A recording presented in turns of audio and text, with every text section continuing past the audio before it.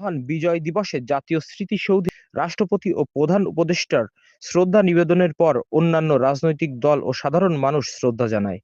শহীদ বেদিতে ওসমান হাদির নামেও শ্রদ্ধা জানানো হয়।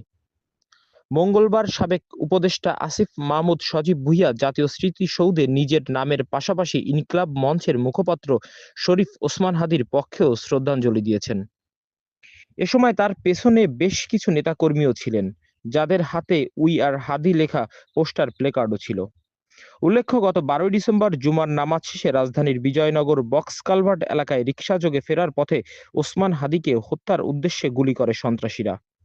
গুরুতর আহত অবস্থায় তাকে ঢাকা মেডিকেল কলেজ হাসপাতালে নেওয়া হয়। সেখান থেকে নেওয়া হয় এভারকেয়ার হাসপাতালে। আরও উন্নত চিকিৎসার জন্য ওসমান হাদিকে সিঙ্গাপুরে পাঠিয়েছে সরকার।